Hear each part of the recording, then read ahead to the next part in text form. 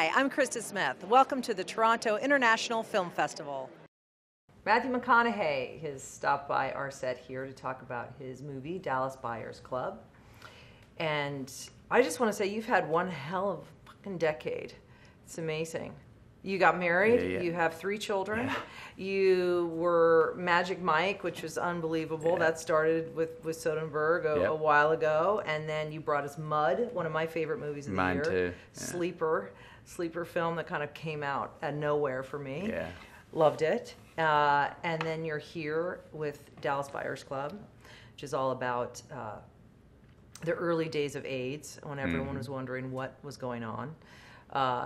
And you play this character that is straight, voraciously straight, kind of aggressively homophobic, who contracts the disease back in the 80s when no one even knew what was going on.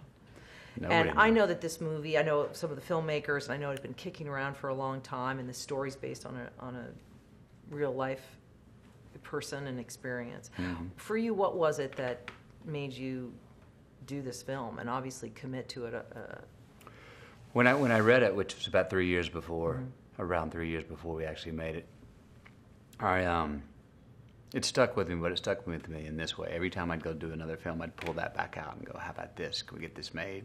And for many reasons that were probably the same ones for the last 17 years prior to that, no, it's not really possible, da-da-da-da. But I remember the very first time I read it, and I read the cover on my script, and I'd written, "This has fangs."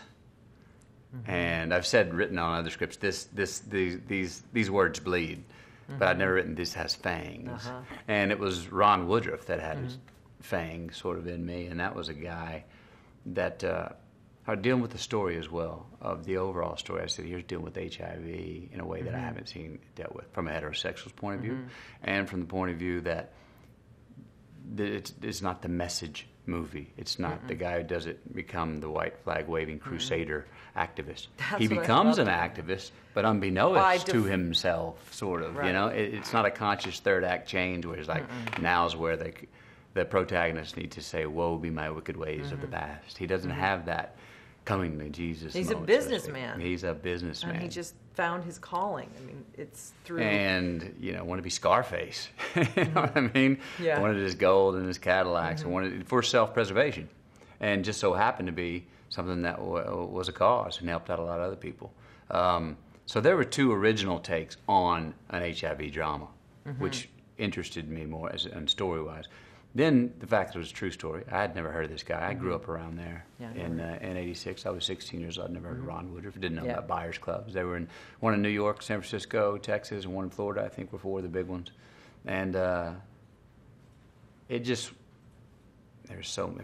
guy with a 7th grade education. All these things. Loved women as rapidly and as often as possible. Lived really loose. Didn't really have his line in life. Was kind of wandering. He was a mess. 2-bit here, 2-bit there, 2-bit cowboy. Didn't really have much going on. Gets HIV. First he goes through denial, then he goes through absolute fear and terror, then he gets rage is actually the emotion that puts him into action. It's great. It's great. Well, it's great to see you. And nice congratulations on a great year. Thank you.